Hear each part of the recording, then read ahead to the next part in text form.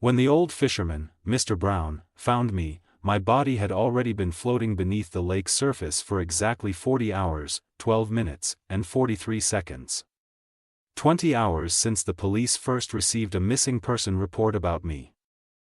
18 hours since Sarah informed Mr. Anderson, our biology teacher, that my sleeping bag was still neatly rolled up and untouched, and that I never returned after the late-night party we had snuck out to attend. I had never felt cold like that before. In the summer of our senior year up in the Evergreen Hills, nights were known to be pleasantly cool, but nobody had warned me about the bone-chilling temperature of the lake water at 4 in the morning. The water here was unnervingly clear yet so deep that the stars seemed to sink forever into its depths. I had once heard stories about lake ghosts, spirits unable to find their way to heaven. Trapped beneath the waters, waiting for a soul to replace them. Now, I was one of them. That night, we left our campsite like silent phantoms, treading carefully so as not to wake any teachers who had drifted off after a long day guiding us seniors from Greenwood High School through nature. The scent of damp moss and wildflowers lingered in the air while the crescent moon shone like a silver ribbon across the pitch-black sky. Sarah clutched my hand tightly, excitement gleaming in her eyes as we crept past the tents and joined the group of students gathered by the lake. "Hannah, are you okay?"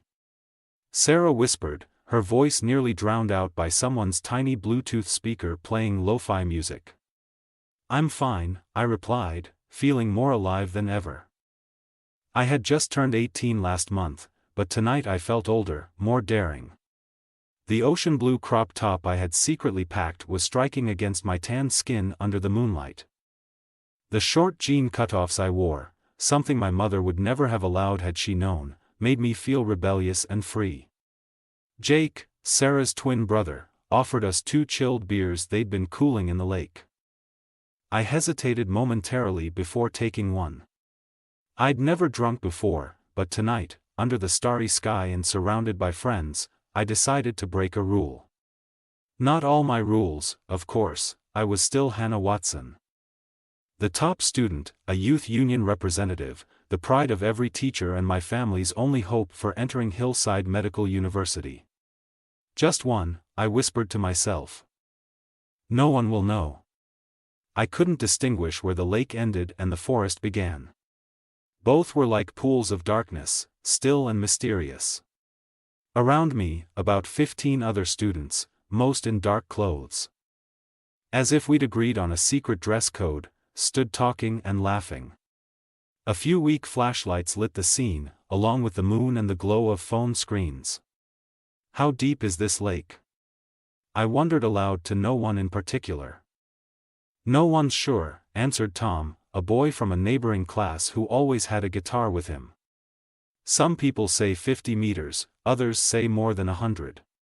There's even a rumor of an ancient village at the bottom that flooded back in wartime."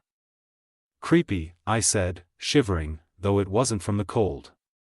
"Don't worry," Jake assured me, his eyes following me in the darkness. "I won't let you sink." The first news article appeared in the Young Times with the headline, "Top Student Missing on School Camping Trip." At first, everyone assumed I was lost in the forest. The Evergreen Hills are vast, filled with thick woods and winding trails. A rescue team quickly mobilized, along with local forest rangers. I could imagine dozens of people calling my name, their voices echoing through the valleys. "Hannah! Hannah Watson!" I couldn't answer. No one could hear from the bottom of the lake. They brought in search dogs that sniffed across the damp undergrowth. Fortunately for the searchers, there had been no rain since that night, so my scent still lingered somewhere. People formed a line and slowly swept through the forest, eyes scanning for any clue, a scrap of clothing, a footprint, anything that might point to me. A helicopter droned overhead, its engine breaking nature's silence. The search lasted from dawn until dusk, but the forest held its secrets. On the first night, they still believed I might simply be injured and lost. Still alive. By the second night, hope was fading. The questions from the police grew more probing. When was she last seen? What was she wearing? Did she drink alcohol? Was she acting strangely? Angry? Upset? Any signs of suicidal thoughts? My classmates, those who had gone to the secret party, answered one by one, no, no, and no. They said I was singing, dancing, looking happy. Only one person didn't say a word, Emily, the girl who always stood on the fringe of every conversation, a shadow hardly anyone noticed. She knew something. But no one asked her, and she didn't volunteer anything. Not then. When Mr. Brown, an old fisherman who had lived by the lake for nearly 40 years, found my body on the third morning, the painful truth emerged: I wasn't on land. He found me drifting about 50 meters from shore, in a small cove nearly 2 kilometers from where the party had been. My long black hair spread out like an ink cloud on the water's surface. My blue top soaked and heavy. The initial autopsy revealed a large bruise on the back of my head and additional bruising behind my ears. Water in my lungs confirmed I'd still been alive when I went into the lake. I had drowned. It wasn't suicide, and it wasn't due to any health condition. I drowned in the dark waters of Lake Azure, ironically named for a place that stole my life. Sarah was the first to undergo intensive questioning after my body was found. She and I had been best friends since 10th grade, sharing all our secrets, dreams, and fears. Sarah came over for dinner at my house every Friday. In my parents' eyes, she was a model student, talented, well-behaved, ambitious. Her family was wealthy, her father the director of a tech company, her mother a surgeon at a private hospital. We went to the party together, Sarah told the investigator, her voice trembling. We snuck out of the tent. I shouldn't have left her alone. Sarah wore a spotless white shirt and black jeans, her hair neatly tied back. Nobody would ever guess she'd been part of a clandestine party with loud music and alcohol. But that night, Sarah had changed. She wore a vivid red minidress, let her hair down, and painted her lips with deep crimson, a version of Sarah few had seen before. I left the party early. She went on quietly, avoiding the investigator's gaze. Around 1 a.m. I felt tired and a bit tipsy. I asked Hannah to come back with me, but she said she wanted to stay. She stayed by herself, asked Detective Barnes, tapping his pencil against a small notebook. Sarah shook her head. I knew what she was thinking, choosing every word carefully. No, she stayed with Jake, my brother. They seemed to be talking privately. Privately? The detective raised an eyebrow. Sarah swallowed hard. Jake has liked Hannah for a long time. Since middle school. But she never reciprocated. That night, I thought, maybe they were finally sorting it out. The detective jotted down a note, then looked back at Sarah. After you left for the tents, did Hannah ever return? No, Sarah said, shaking her head. I fell asleep. When I woke up the next morning, her sleeping bag was still untouched. I assumed she went for an early walk, but when she didn't show up for breakfast, I told Mr. Anderson. And you never tried calling or texting her after you left? Sarah pulled out her phone and showed the detective her messages. The last message from me, at 12:43 a.m., read, I'll be back later. Don't worry. That's all I know, Sarah finished, her voice on the verge of tears. I don't understand what happened. Hannah was the most careful person I knew. She didn't deserve to die like this. The detective closed his notebook gently. Thank you, Sarah. If you remember anything else, let us know immediately. Sarah walked out as though bearing the weight of the world. She wasn't lying, not completely. But she wasn't telling the entire truth either. Our secret remained hidden. Submerged like my body under the lake's water. Jake was summoned for questioning immediately after Sarah.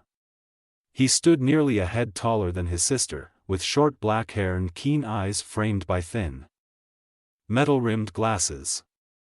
Known for his brilliance, he had won first prize at 3 consecutive national math competitions. Countless girls admired him, but he only had eyes for one person, me. "I don't know why I'm here," Jake began, his tone firm yet tense. "I don't know anything about Hannah's disappearance. According to your sister's statement, you were the last person with Hannah at the party," Detective Barnes said, wasting no time. Jake frowned. "Sarah said that? It's not entirely accurate." "Yes, Hannah and I talked for a bit, maybe 5 minutes at most." "Can you describe that conversation?" Jake looked uneasy, adjusting his glasses. "We talked about college. About the upcoming exams. Nothing special." "That's all?" The detective's skepticism was clear. Jake paused. Then sighed. I handed her a beer.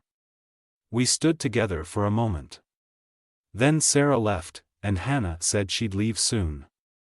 I offered to walk her back, but she refused. That was the last time I saw her. "You've been fond of Hannah for a long time, right?" Jake didn't respond immediately. I don't think that matters." "I think it matters a lot," Detective Barnes pressed. "You've liked her for years, right? And that night, you may have confessed those feelings. How does that have anything to do with her death?" Jake's voice rose, revealing a crack in his composure. "Yes, I liked her, almost every guy at school did. She was smart, beautiful, and kind. But I'd never hurt her." "No one is saying you hurt her," the detective replied more gently. "We just need to know exactly what happened that night." Jake remained silent for a long moment before closing his eyes. "I kissed her," he finally admitted. "It wasn't entirely me, it just happened. We were talking, then I kissed her. She didn't push me away immediately, but she did pull back and said we shouldn't do this. She said she had to go. I tried to get her to stay." "How did you try to convince her?" the detective interrupted. "Not the way you're thinking," Jake said quickly. "I just told her we should talk, that I'd waited so long for this chance. But she was insistent, and I didn't stop her. She left, and I stayed at the party a while longer. Then I went back to my tent." "What time was that?" "About 2:30 a.m. I remember checking my watch before I went to sleep." "Does anyone confirm that?" Jake shook his head. "I was alone. My tent mate, David, decided to sleep outside that night to stargaze." "How convenient," the detective muttered. Loud enough for Jake to hear.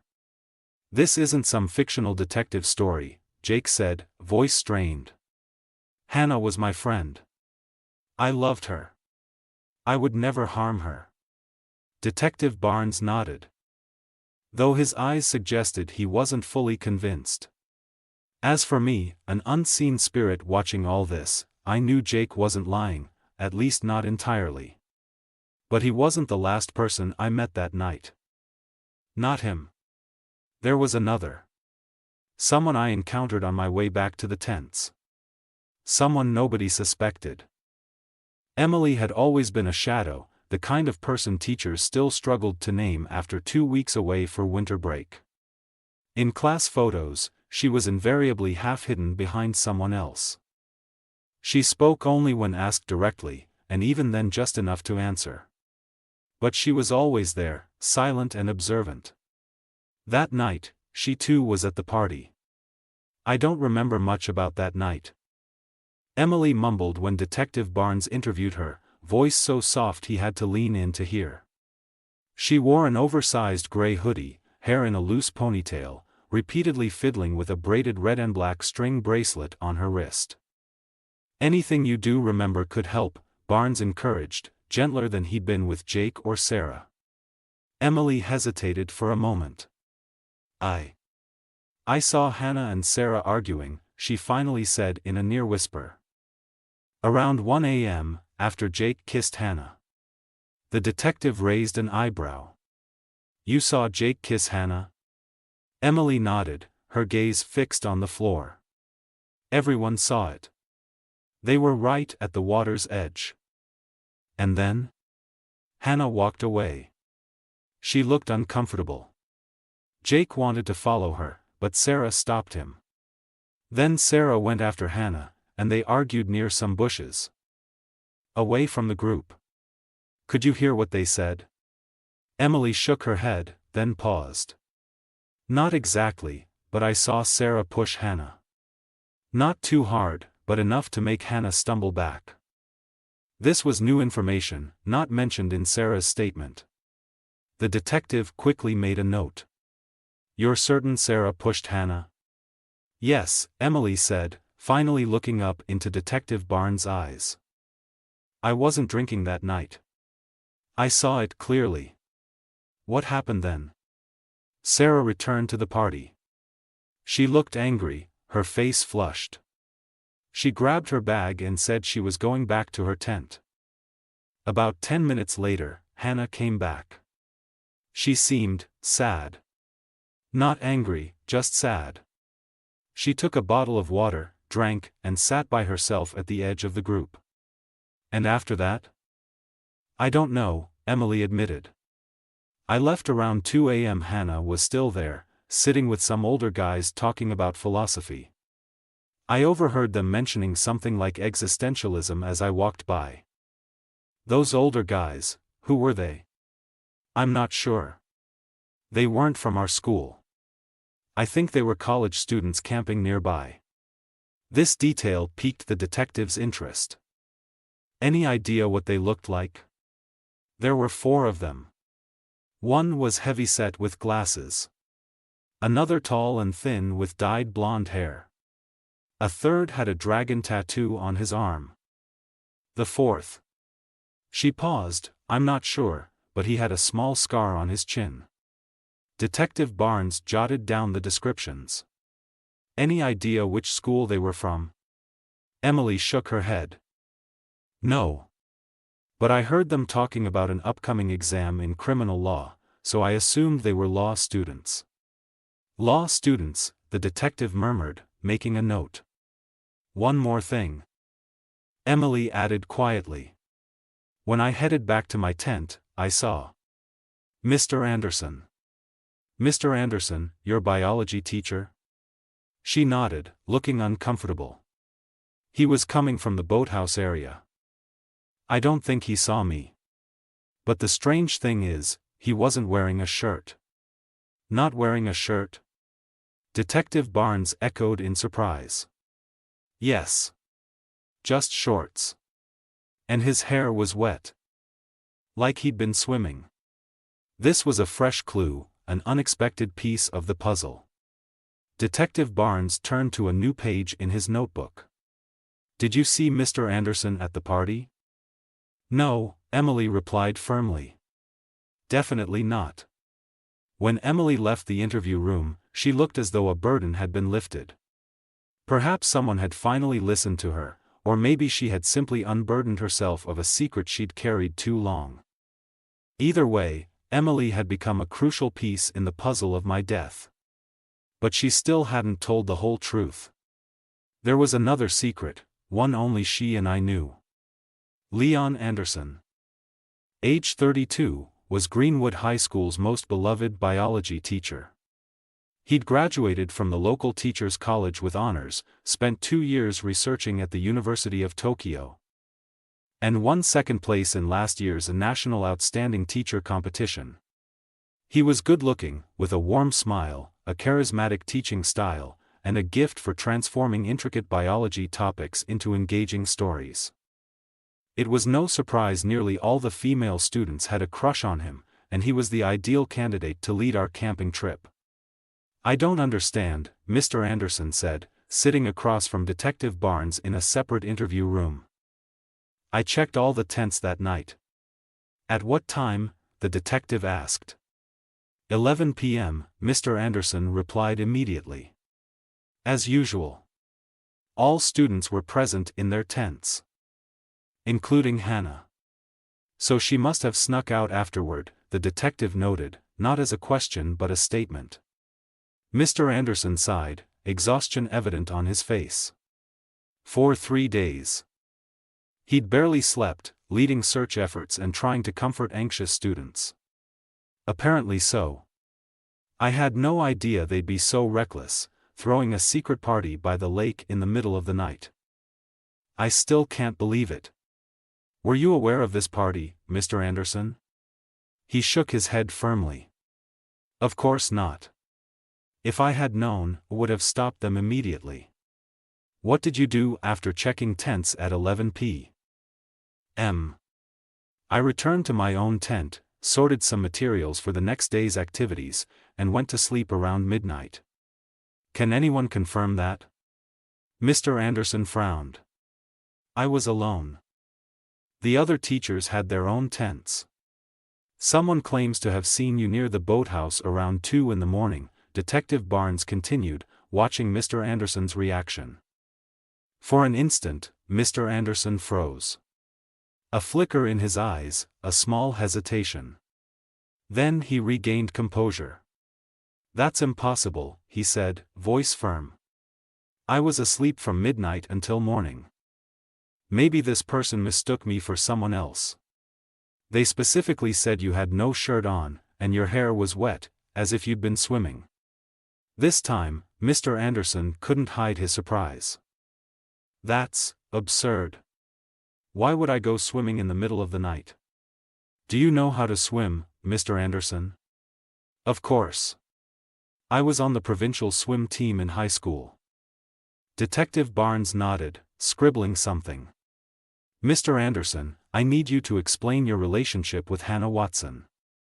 She was my student, Mr. Anderson replied calmly.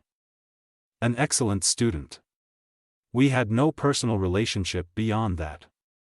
In that case, how do you explain these letters? The detective placed 3 documents, sealed in a plastic evidence bag, on the table. 3 letters, written on pale blue paper, in my neat handwriting. Mr. Anderson stared at them, his face turning pale. I have no idea what those are. They were found in Hannah's backpack. We verified the handwriting as hers. They're addressed to you, to Mr. Anderson, plain as day. He didn't reach out to take them. I never received any letters. Really? Because in this one.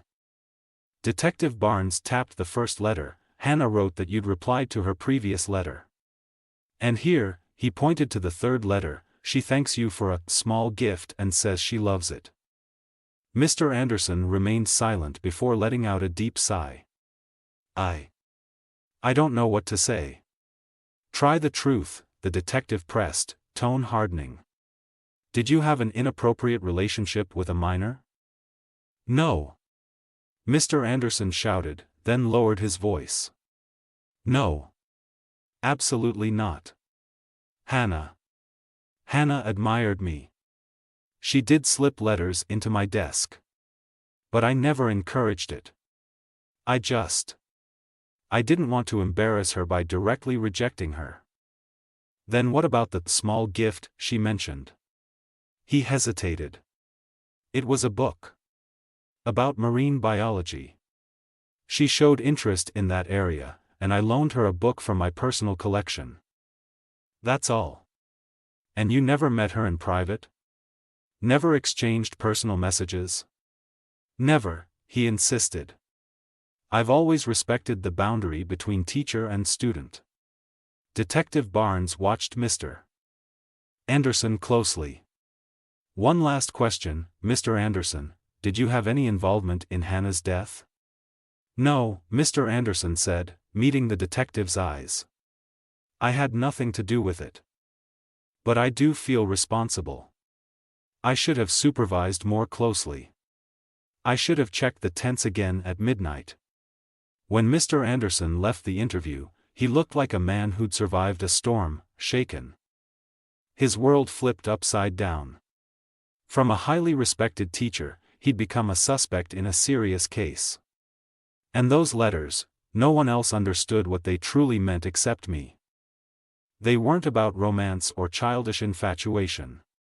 They concerned another secret Mr. Anderson and I shared. A secret that might have led to my death. On the fourth day of the investigation, an unexpected breakthrough occurred. The police found my phone, at the bottom of the lake, about 20 meters from where my body was discovered. Though water damaged, forensic specialists worked tirelessly to recover some of the text messages and photos from that fateful night.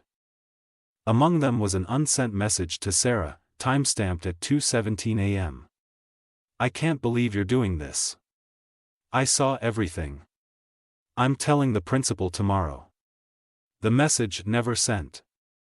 It remained in my drafts folder. And there was a photo taken at 2:04 a.m., blurred, dark, but still revealing two figures embracing by the lake. Those two figures were Sarah and Mr. Anderson. Confronted with the picture, both Sarah and Mr. Anderson fell silent for a long moment. Finally, Sarah spoke first, her voice quivering through tears. "We didn't want this to happen," she said, shoulders shaking. "We never wanted Hannah to get hurt." "What are you talking about?" Detective Barnes asked, his tone stern but patient. "The relationship," Sarah answered. Eyes lowered. "Between me and Mr. Anderson. It had been going on for 6 months. Hannah found out that night." Mr. Anderson said nothing, his gaze fixed on the photo on the table. "I lied about leaving early," Sarah continued, tears streaming down. "I went to meet Mr. Anderson at the boathouse. We didn't know Hannah was following us." "Hannah followed you," the detective clarified. "Not intentionally. She was heading back to the tents after leaving the party. She walked along the lake path and saw us together. She took a photo. I didn't know until now." Seeing this. "What happened next?" "Hannah confronted me," Sarah said, sobbing. "She was furious, disappointed. We argued. She said she'd report Mr. Anderson to the principal for taking advantage of his position. Said I was ruining my future." "And you pushed her," Detective Barnes interjected, recalling Emily's testimony. Sarah nodded, crying harder. "I didn't mean to hurt her. I was just so scared. She was my best friend. I didn't want to lose her trust, but I also couldn't lose Mr. Anderson. I pushed her, but not hard. She was more startled than hurt. Then I left, went back to my tent." "And you, Mr. Anderson?" The detective turned to the teacher, who was still silent. "Anything you want to add?" He finally looked up, eyes rimmed with red. "I betrayed everyone's trust, my students, my colleagues, my families. I won't defend my actions. But I had nothing to do with Hannah's death." "Did you speak with her afterward?" Mr. Anderson nodded wearily. "Yes. After Sarah left. Hannah came to find me at the boathouse. She was upset and disappointed. She said I'd betrayed her. That she'd admired me, and I destroyed that image." "What did you say?" "I apologized. I said I knew I was wrong, that I'd end things with Sarah, and begged her not to go to the principal, not for my sake, but for Sarah's. A scandal like this could ruin her future." "How did Hannah respond?" He shook his head. "She didn't. She just looked at me with a hurt, disappointed expression I'll never forget. Then she walked away. That was the last time I saw her." Detective Barnes studied them both. "You both had motives to keep Hannah quiet. And you both lied about your whereabouts." "We lied about our relationship," Mr. Anderson replied, voice trembling. "Not about Hannah's death. We never harmed her." "Then who did?" The detective's question hung in the air, unanswered. "Because no one knew, no one but me. And the people I encountered on my solitary walk back to the tents. Reeling from what I'd just discovered. On the 5th day of the investigation, another lead emerged. The police identified 4 college students camping about a kilometer from the school site, matching Emily's description of the older guys at the party. They were third-year law students from Riverwood National University, on a weekend trip after midterms. During questioning, they admitted attending the students' secret party but insisted they only stayed briefly. Had a few beers, and chatted with some of the high schoolers. Yes, we talked to a girl, Hui, the one with a scar on his chin, recalled.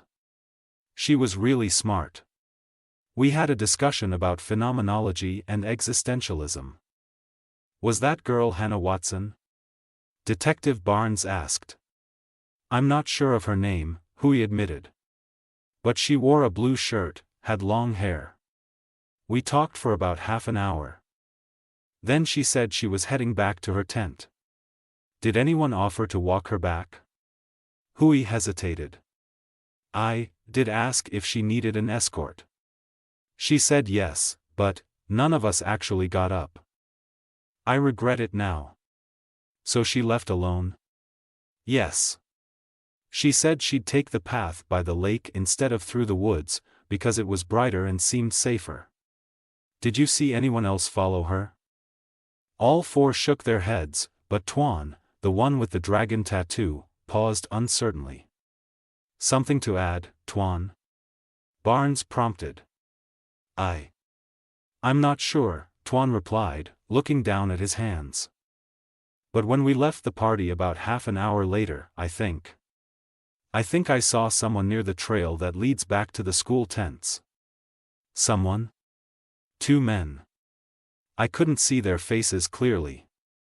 They were older, maybe in their 30s or 40s. I think one of them was holding a liquor bottle. Are you sure? Not entirely. It was dark and I'd had a few beers. But something about their silhouettes felt off. Detective Barnes had a new lead, 2 unknown men near the campsite the night I disappeared. He ordered the search area expanded, investigating anyone around the lake that night. 2 days later, police discovered an abandoned tent about 2 kilometers from the students' camp. Inside were 2 sleeping bags, several empty liquor bottles, and most chilling of all, a strand of long black hair matching my DNA. 3 weeks after my death, the police finally identified the 2 mysterious men. Dwayne Long, 38, and Harold Reeves, 42, both with prior records for sexual harassment and assault. They had been hiding in a small town some 50 kilometers from the Evergreen Hills. When arrested, Long immediately blamed Reeves. I didn't kill her, he claimed. It was all Reeves's idea. We just wanted to talk to her, but things got out of hand. But the story that emerged from their confessions was horrifying. They had been at Lake Azure for 2 days, illegally hunting wildlife and drinking heavily. They saw our school group and kept watch from a distance. That night, when they spotted me walking alone by the lake, they decided to have some fun, in Long's words. We only meant to scare her. Long said, though nobody believed him. But she started screaming, and Reeves hit her. Reeves, on the other hand, claimed Long did the hitting. He smashed a bottle on her head. She fell, hitting her head on a rock. We panicked. So how did she end up in the water? Detective Barnes pressed. We pushed her in, Reeves finally admitted, staring at the floor. She was still breathing, but unconscious. We figured, it'd look like an accident. Both men were charged with first-degree murder and a slew of other crimes. They had taken my life for no reason other than their vile impulses and a moment of opportunity.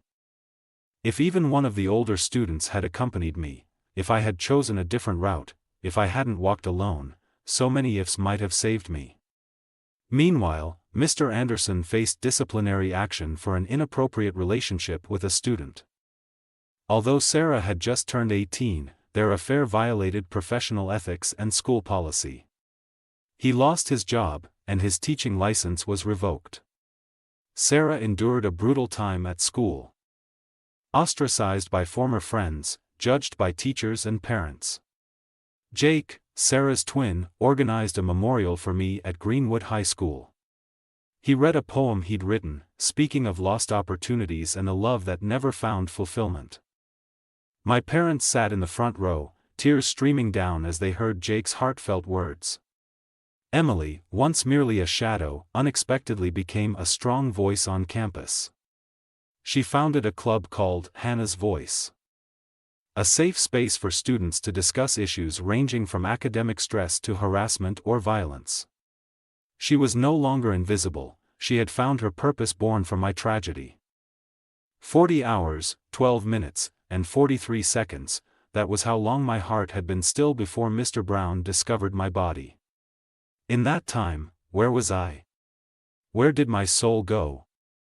If such a thing exists.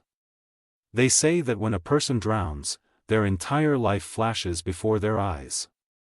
But for me, it wasn't my past, it was my future. The future I would never have. I saw myself graduating, wearing the cap and gown, proudly receiving a diploma with honors. I saw myself entering Hillside Medical University, my eyes bright with passion and curiosity. I saw myself in a white coat, saving patients, teaching younger med students. I saw myself grow old, content, and fulfilled with the life I'd chosen. A life stolen by the hands of predators. Yet from my tragedy came change. My death shook people in ways I never imagined. The school instituted tighter security and safety training for students. Camping trips now had more supervisors, stricter curfews, and better protocols. Teachers underwent special training to identify inappropriate relationships and how to report them safely. My parents, after their profound loss, founded the Hannah Watson Scholarship, aimed at students with a dream of studying medicine but lacking financial means. Every year, 5 scholarships help turn my dream into reality for others. Sarah, after bearing the burden of guilt and regret, found her own redemption. She wrote a book called Confessions, Lessons from Silence, sharing her mistakes and explaining how secrecy and lies can lead to devastating consequences. The book became a widely used ethics resource in high schools across the country. Jake, heartbroken, poured himself into academics and research. He earned a full scholarship to Brighthaven University, where he developed a safety app that sends emergency SOS signals for people walking alone at night. He called it Hannah's Guardian. Emily, the once invisible girl, became a beacon. Her Hannah's Voice club grew beyond Greenwood High School, and she was often invited to speak on student safety and the importance of speaking up when something seems wrong. She guarded the secret that only she and I knew, the time I once contemplated ending my life, the letters I wrote not to Mr. Anderson but to an anonymous therapist who helped me through my darkest moments.